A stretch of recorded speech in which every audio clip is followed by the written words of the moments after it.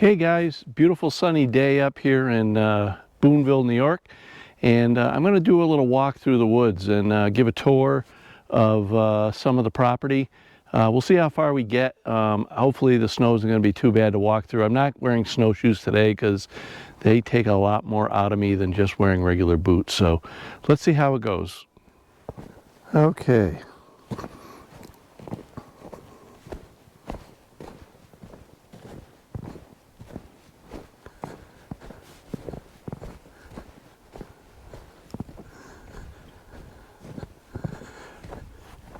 We're supposed to get one more snowstorm this winter next week, and could get a foot or more up here. So I'd taken the snowblower off yesterday, and you can see over there my solar panels are all nice and cleaned off and generating energy today. But I had taken the snowblower off and put the loader on my tractor because I had to load a new grapple that I bought. And you know, I'm looking here. I think I'm going to need the snowshoes. Yeah, let's go back and get them.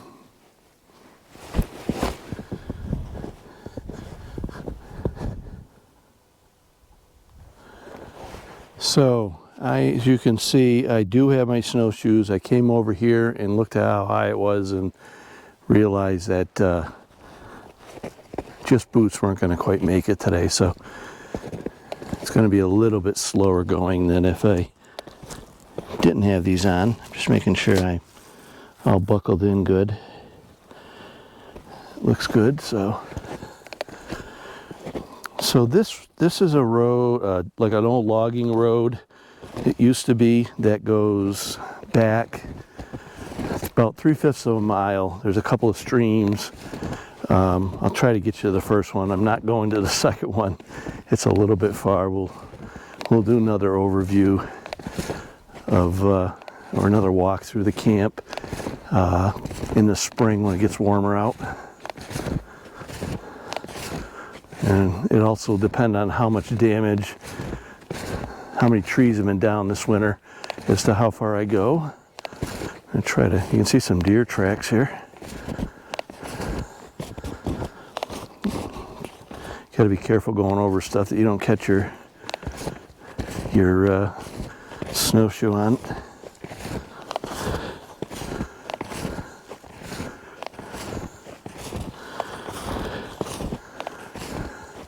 Going down's not too bad, but coming up's not going to be fun. You can see it's just really pretty sunny day today.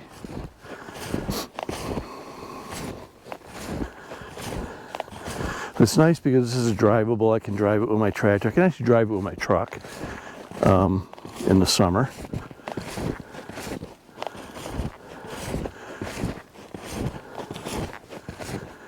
And coming up here on the right, it actually goes down below the camp here.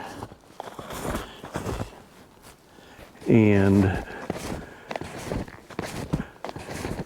that's where I pulled out the last white pine that I milled up down there and had my skidding winch. And the nice thing about the skidding winch is you can pull it.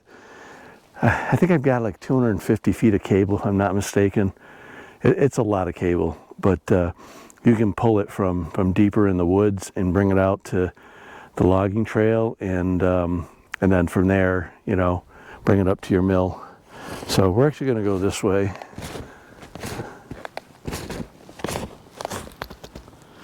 Oops, I got some snow buildup on my left shoe.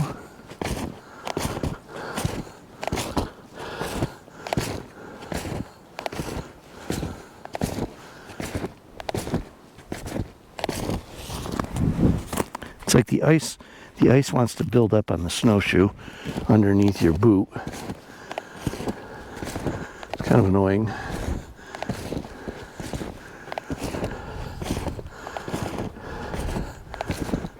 It's good exercise, but my legs are going to kill me tomorrow. We have a lot of lot of beech trees that come up like this, and it's kind of, I don't really care for them. They extend. You could cut all these branches off that are hanging over, and within 3 years they're going to be extended back out again into the road. So a lot of times I'll try to, you can see here I've cut these in the past. You can see where it's already back into the road, but it's not bad wood for burning. But we got a bunch of trees been knocked over the last couple of years with the wind. That's like a spruce over there, and they have a tendency to rot out. I believe it's called a spruce. There's a couple different species. One is a little bit more durable, and some of them are almost like, if they get a certain size, almost turn into like a paper in terms of durability.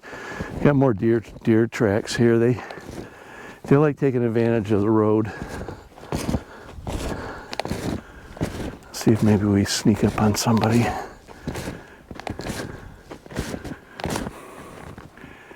That's a nice looking hemlock over there. I believe it's a hemlock. Could be a target for this year.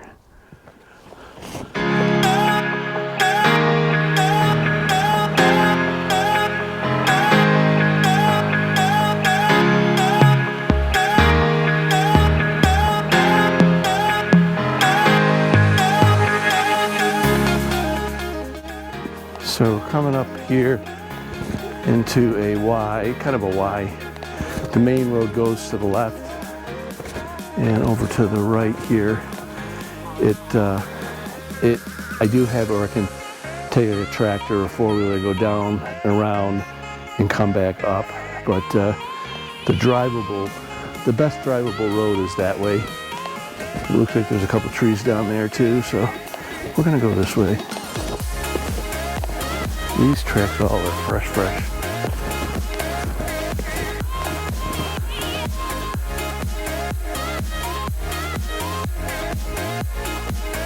Debating whether I'm gonna sneak down over this way by the stream. It's really pretty, but I don't want to get hung up on something either.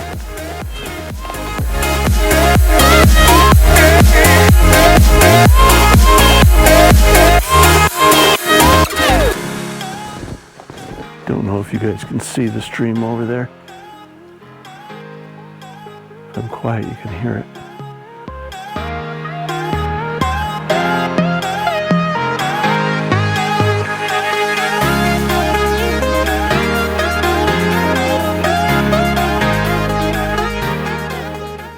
You can see the trail going around that way.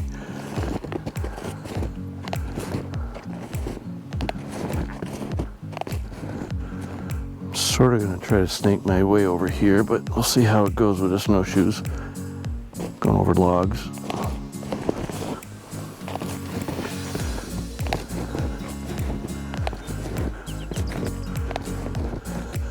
Over there is kind of like at one point it was a beaver pond. They will build, and there was basically down at the far end, they had built a dam and had a hut out there, and then they came up and they built one here and then further up on my property. But then after a few years, they went away. I'm not quite sure what happened to them, but then I was told this year that the guy that borders my property over that way, that he's got beaver this year. So I'll probably take a walk at some point, not today, when it gets a little bit nicer, and try to locate that pond. But it's really pretty in here, especially in the fall. You can just walk through and often hear the brook streaming through. I'm going to try to get over there, see how it goes. And hopefully I won't be on my face here.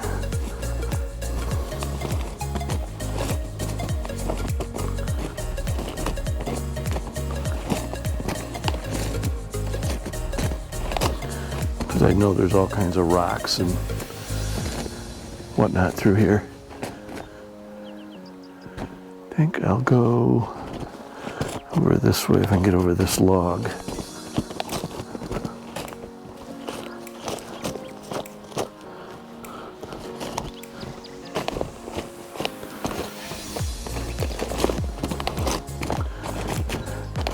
Problem with snowshoeing is if you catch it, your front edge underneath something, it's not pretty. You can see down here the stream comes up from the bridge by the road, is my property border, going all the way back about a third, 2/3 of the way back on the property, and then it's a property line from there. There's a different property line from there. I'll try to get over here. Hopefully there's no wet spots here that I sink into. You see this tree here. I don't know what's up with this tree. I don't know if they, it looks like, the round part looks like it's natural, but then it looks like something was cut off from it at one point. I'm not quite sure, but it's a big birch. Be some good firewood in there, but probably a little more than I want to handle.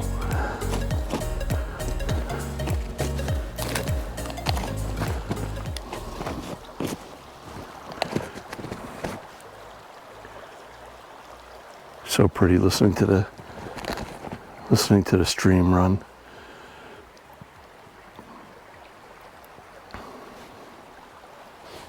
It's a pretty good sized pool there. I probably should try to throw a line in there this year, see if we catch anything.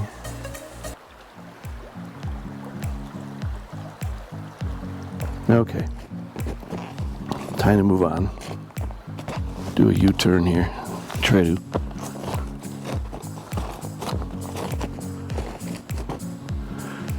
Whenever I'm going through the woods, I'm always on the lookout for trees to mill up as well. And I've learned that the straighter the tree, the better off you are, because you can get a bigger diameter tree, get it up on the mill, and it's so out of whack that you really don't get that much wood out of it by the time you end up, trying to cut a straight line through it.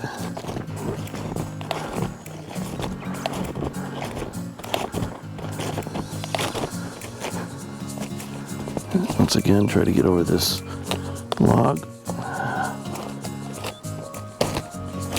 Okay, I think we're good. You get an idea of how good a shape your ancestors were, at least mine, up in Vermont that use snowshoes, because you got to be in pretty good shape to get out there and use them. And I'm sure they had to use them to do tap maple trees and everything else.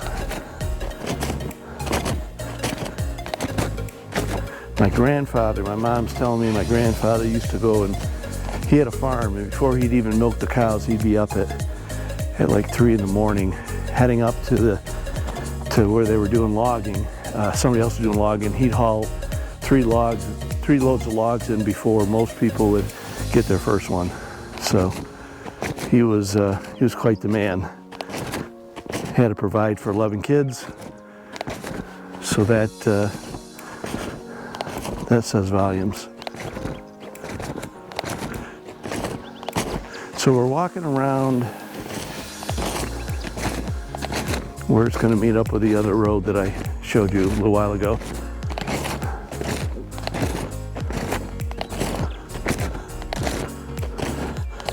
You can hear there's a little bit of a crust on the top of the snow. Okay, so this is when I was at the top of the hill, I pointed down, and that's the tree that we saw from up there. So this is the main part of the road. I think I did pull a log out from back in there, pretty deep in over there, with my winch this past year. Had this log many years ago. I had a forester come in, and they had all these different bids, but the highest bid was from Harden Furniture, and they mostly wanted the cherry, and made out okay. It was the highest bid, and I don't think the logs were the quality they were hoping for, because they like to spin cherry for veneer. And what happens is, every so many years you get those caterpillars, tent caterpillars go through. And my understanding is there'll be places in the log, in the tree, where there's bad areas that you can't really spin it for veneer because they've left their mark. So, but in any case, they did use it. It's kind of neat to know that somebody's using it in their, I don't know if they're still using it, but for furniture in their house. So this is a stream that I was just over at. One leg of the stream goes this way. You can see it's nowhere near as big as where we were. And then at the very back of the property, there is another stream that feeds into this as well. And the stream, I don't know if it's back this far, but over by the road, it's called Cummings Creek, and it dumps into the Black River, which is a pretty big stream itself.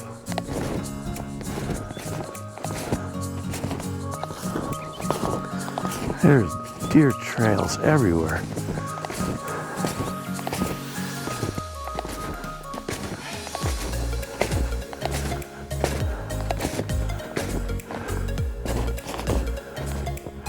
Take a break here. Some good maple. Could make some good firewood. It's kind of twisty for throwing on the mill. Got a birch tree here. I only had them when I had the area logged years ago. They only took a certain diameter because I didn't want them taking, clear cutting anything, and they did a really good job.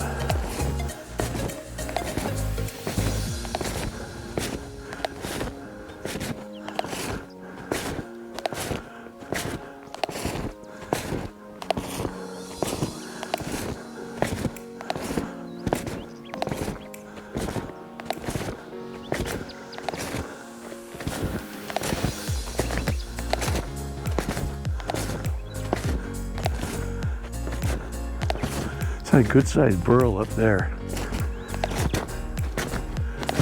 At least I think it's a burl.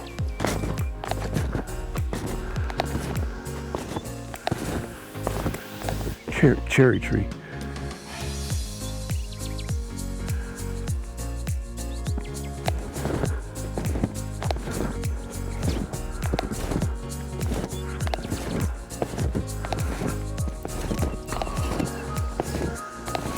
Now the property is 880 feet wide, this from left to right here. And I ended up selling off about 15 acres when I first bought it, because it was a big chunk of money at the time. I mean, looking back now, it was pretty cheap. To a friend of mine, I sold it to him for what I bought it for, which, at the time, I think it was under $500 an acre, pretty cheap. And the prices have gone up since then. But he owns kind of like from here, roughly from here back. If you draw a line down the center, he owns the right side. I own the left side. And I got the first right of refusal if he ever wants to sell it. And I probably will buy it at some point. I just bought my brother's piece because he lives in Virginia and never comes up here. So it's right between my brother-in-law and my camp, and we didn't want somebody else to get a hold of it at some point. So we'll probably do something similar to Norm's at some point. That's my friend who owns the land, and try to get that back into one big parcel. Usually sometime in the spring, I'll try to go through and clean up anything that's fallen from the winter.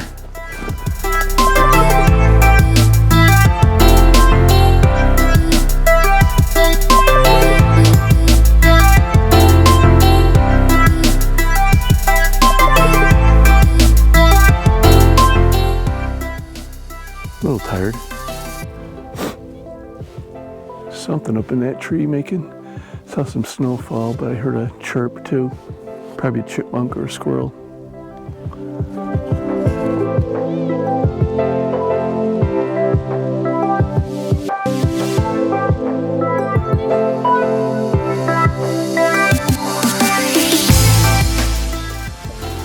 tree right there? I think that's the tree years ago. There was a porcupine in there, and we burned it out because porcupines will eat your camp. I mean, literally eat the wood on your camp. They love rubber, all kinds of things. So they're kind of a nuisance animal. And I remember having to go after it and find it because the last thing you want is them taking over the area that you're living in. Because, like I said, if they get to the camp, you'll come up and you won't believe the destruction. I had a friend say that they love salt, and he had a chair, and they ate the entire chair in his camp. So, something to kind of look out for. I think there's a tree that fell here that I'm going over.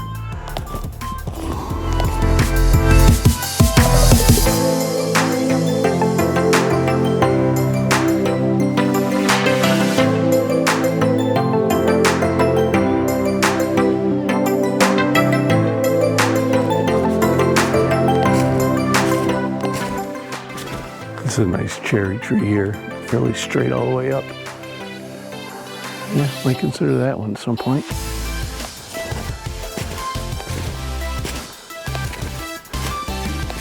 So I ended up buying a skidding winch a number of years ago, hook up to my Series 1 John Deere tractor, and it does a great job dragging out of the forest, but it wasn't enough power on that Series 1 it was a small size Uniforce winch that they had, but there wasn't enough power on that tractor to lift it up once you got it to the tractor. So basically you would drive, set it to free spool and drive as far as you could before you either had a turn. I never really ran out of cable, so usually it's when you had a turn, and I would drag it up to that spot with no problem. And then here's a totally dead, sorry, change subjects, totally dead white pine. So anyways, I ended up with this winch, have used it quite a bit, but this will be the first year that I tried doing winching with my Series 3 tractor, which ideally I should be able to just pick up, once the log gets to the tractor, to the winch, I should be able to lift up the rear hydraulics, and that way only the tail end is being dragged on the way to the mill. See, I mean, like this beach here, this was nowhere around. I did all these like a few years ago. It's just amazing how prolific they are. Here's something cool, and I talked about in one of my other videos, how you'll get trees growing over top of old stumps. And this is the birch, yellow birch up here, really like to do this. And they'll end up, basically the stumps, as it rots, it provides nutrients to the new tree. And eventually the stump rots away, and you end up with, sometimes you end up with, I'll see if we can see one on the way, but you end up with roots kind of going over. Actually, you see one right here. The root, the tree's over here too, and it goes up and it provides nutrients. But then when the stump rots away, it looks like the thing grew, sometimes you get arches and stuff like that. It's really kind of cool. Okay, let's see how we're going to get around this. This might be fun. There we go. There's another cherry tree here. Two of them.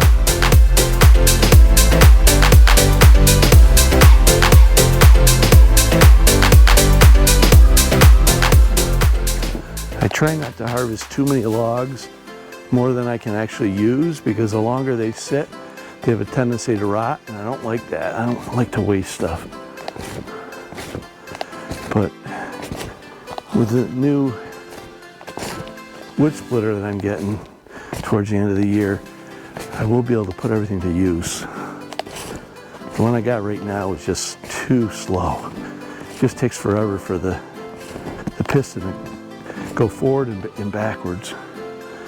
So this is I believe this is a hemlock up here that fell a couple years ago. I think it's off the ground, and I'm going to try to see about getting this one this year. It's a pretty big one. I don't know if, I may just cut off a piece on the end to see how good it looks. Because I don't want to haul it all the way up to the mill and then find out that it was a waste of time to haul it up there, and then I got to get rid of it. But if I get some usable lumber out of it,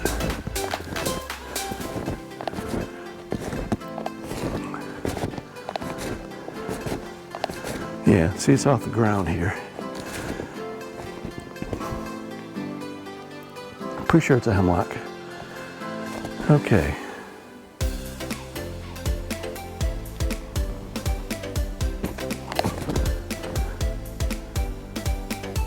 Sorry if I'm pausing here. I'm looking over there. It looks like a white pine back there. I need another white pine to finish the trim and everything else inside the camp. So we'll go and be looking for that in the spring.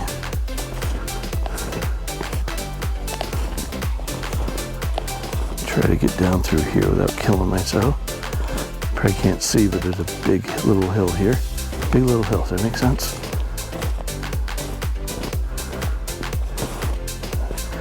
It's like sliding on skis a little bit. Okay.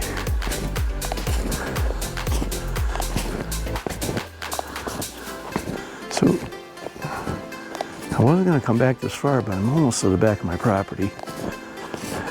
When I get to the other stream, I own about 200, I think it's like 200 yards or 200 feet up the hill. It's a very steep hill. We're not going over there. But it's real pretty up in there. And I wish I could get up there because there's no way to get across the stream. I don't have a bridge or anything, but there's some ton of cherry that went down and was never logged up there, but went down in some storms and fairly recently, and unfortunately it's just going to rot up there.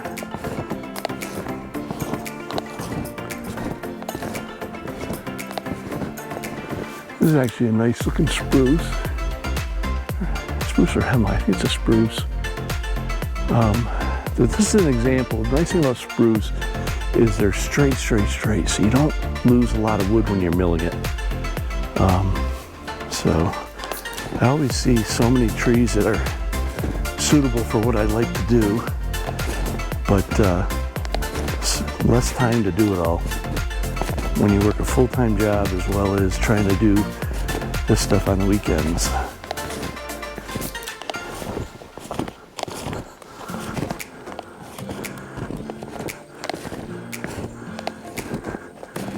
I tell people it took 20 years to build the camp to get to the point we're at, and they always wonder, they always seem like 20 years. I'm like, well, yeah, but you're doing it on a weekend. The shell we put up in one summer, but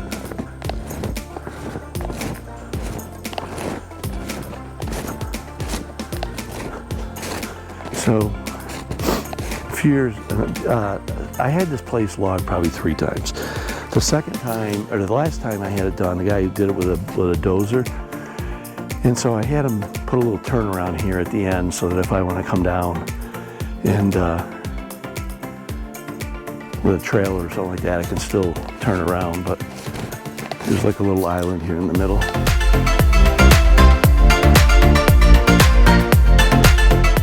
Oh, that's a new tree that broke off.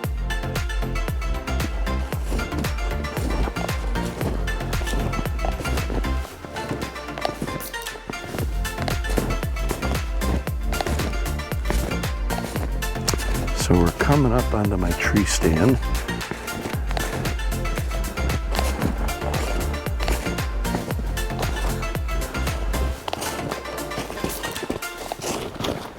At some point I'll do a review. I just bought the Milwaukee 8-inch pruner. Will be great for doing like little stuff like this, where you don't necessarily want to be carrying around a chainsaw, and I'll bring it in here and trim some of the smaller stuff up. But you can see my tree stand. I'm not going to go up into it, but over there is the back stream I was telling you about, and it runs over that way. I may go over there and show you, but over that way is where I shot my first deer. My only deer, actually. And it was, my heart was pounding on that day, after I shot it. And it was just before dusk. And so fortunately I had a headlamp in my backpack. You know, I waited for it to lay down, and my understanding is that, you know, if you chase them, the adrenaline will keep them going, and which isn't something that you want. You want them to lay down and then have a chance to go after them. So by the time I got down and everything and whatnot, I needed that headlamp because he kind of went over behind the, he was on the other side of the stream. And quick story of that, I thought I was going to have a heart attack dragging that thing through kind of a swampy area. I'm coming up, I'll show you. These are the little alders that the beavers, I think, like to eat and whatnot. So years ago, this was all flooded in here from the beavers. So if you look over that way, I shot him out on the other side of the stream, and he went behind, there's a bunch of pines over there. He went behind there and kind of laid down, and by the time I got there, he was done. But I had to drag him all the way through this, all the way over to here. And I don't know if you can see right there, there was a footbridge. I gotta rebuild it this year. The tree got bigger that it's around, and so, you know, I'd love to be able to get back here, put a real bridge in, but it would just probably cost too much money to bring all that fill in that you would need to build up the banks and whatnot. So I probably won't do that. You can see behind the footbridge is a massive boulder. A lot of that stuff around here. But it was sort of the narrowest part here that I could cross. So I had to drag the deer all the way from over there, over to here, to the footbridge, across here. I was so worried that he was going to fall off the footbridge, you know, because, you know, it's all dead weight, and, you know, I'm trying to balance everything while I'm coming across. And I figured if you went in the stream, it was all over because it would fill up with water, and then I probably wouldn't get it out. But by the time I got him back to right over here, where the road was, where my four-wheeler was, I was like totally worn out. I thought I was going to have a heart attack. So I get home, and my wife, I asked them and the girls if they wanted to come out and see the deer. Proud father that I was, that I shot and killed and brought home the meat. My daughter, my girls kind of shrugged their shoulders. Oh, okay. My wife comes out and looks. She goes, "Oh, it's a small one." Well, it was 100 pounds dressed, and I was like, "Are you kidding me? This thing almost killed me getting it out. If it was any bigger, I wouldn't have been able to drag him out by myself." So, but I was proud that I was. After I shot him, I was like, I had a hunter safety course 20 years earlier, and I was like, I kind of remember the important parts about, you know, how you gut a deer and all that, but it took me quite a while to do it for the first time. But I'm proud that I didn't. I almost called my brother-in-law and said, "Hey, you want to come up and give me a hand?" But I'm happy that I did it myself. So anyway, so we're gonna. So back up there is. It goes up a pretty steep hill, is the back of my property. And so my wife and I walked back there in the fall, really, really pretty. But yeah, so I'm gonna turn around and start making my way back here. Once again, try not to tip on these things.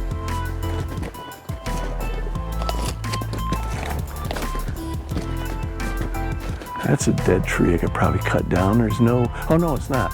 See, part way up, it looks like on the left, it's dead, but then it started growing straight up from there. So, you never know. I mean, you would assume that's gonna fall that way, but you never know with kind of those weird, the way it grows with the offshoot like that. So, anyways, enough talk. Let's get going.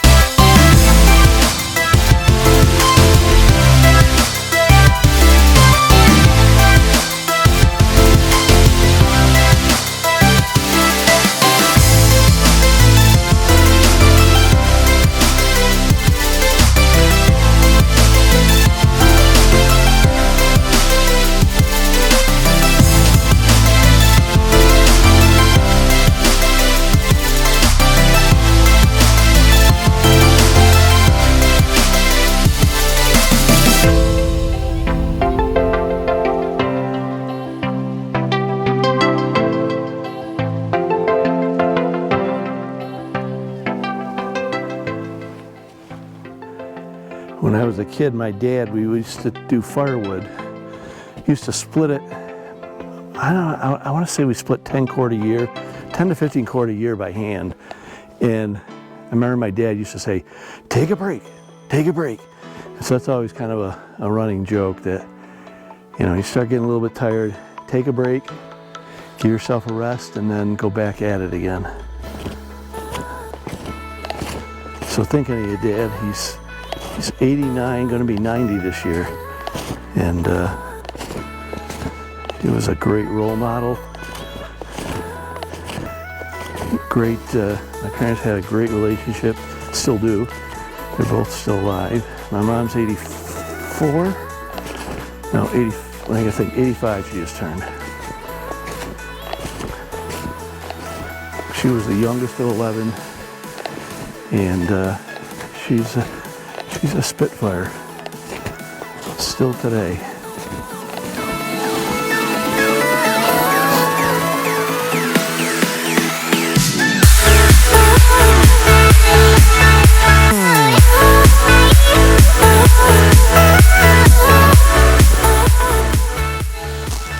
Tell me something you gotta be precarious about grabbing a tree when it's covered with snow, because it could all come down on you.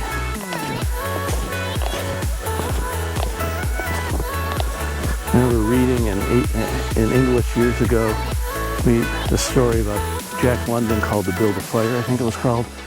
And this guy goes through all this work. He's trying to build a fire to stay warm so he doesn't die.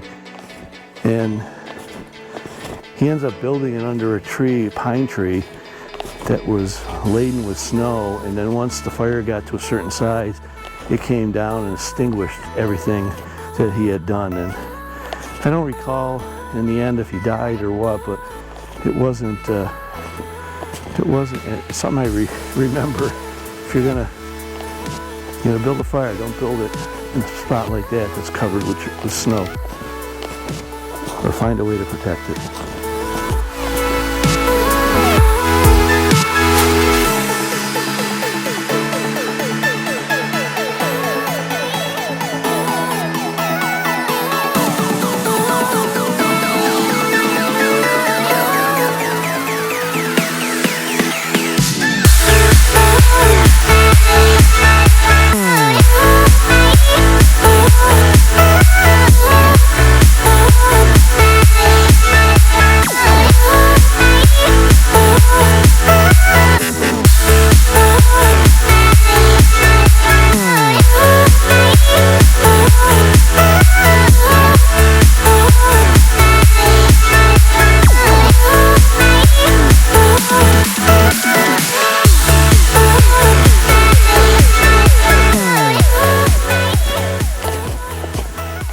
Plane up in the sky.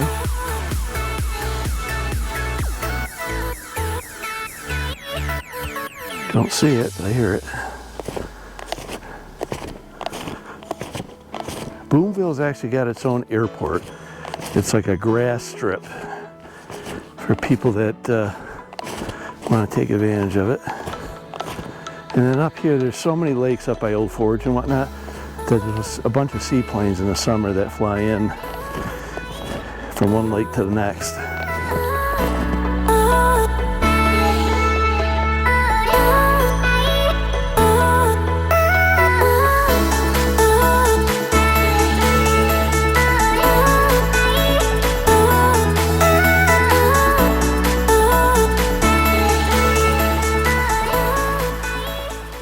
Coming up on the first stream again.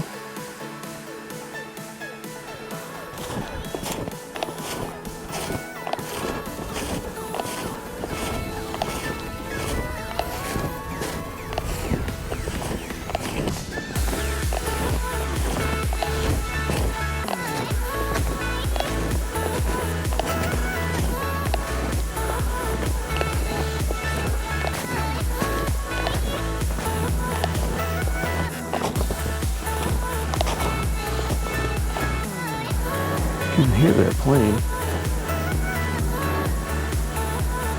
There it is.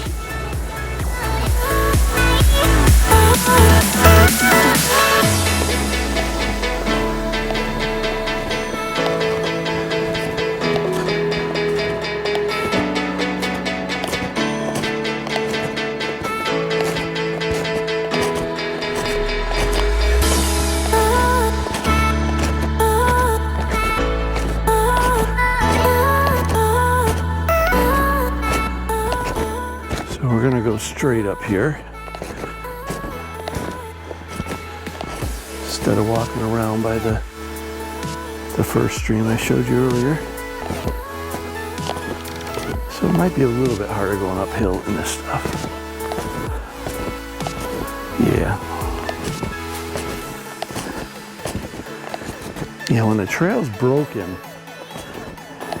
you're just sort of sliding the shoe across, snowshoe across, but when it's not broken, there's actually resistance as it's pushing down, and that like pushes back up, so it's more work on your thighs. If you can get around this.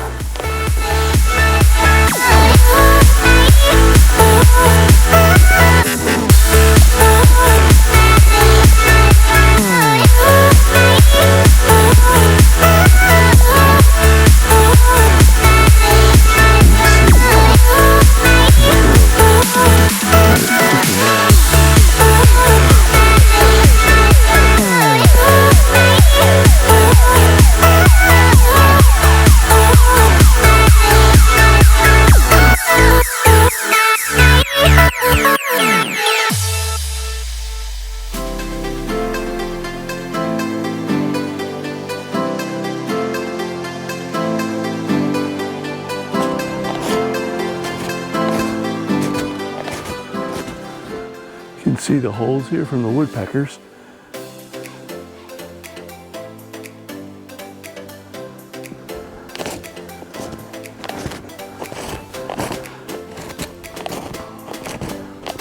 We got all kinds of woodpeckers up here. Downy woodpecker, pileated woodpecker, which are the real tall ones.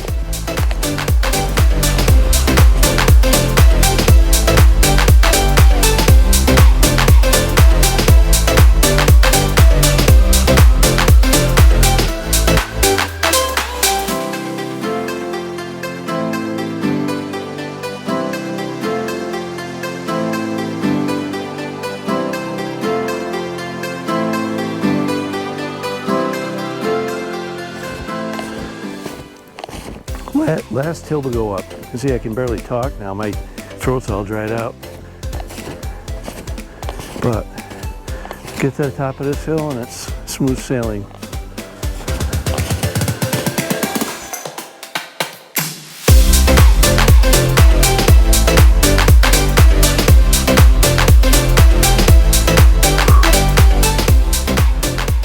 You can see my woodshed over there, so I'm close.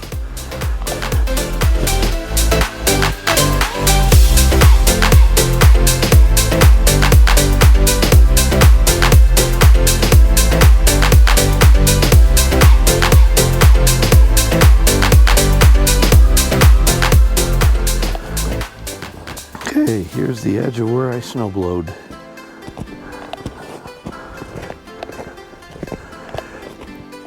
So I can take my shoes off. Oops.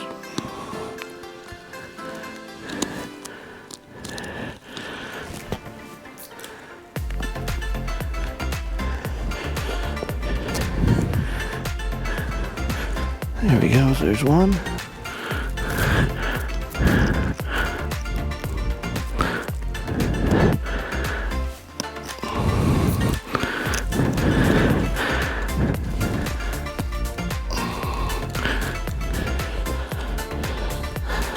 Whew, what a workout.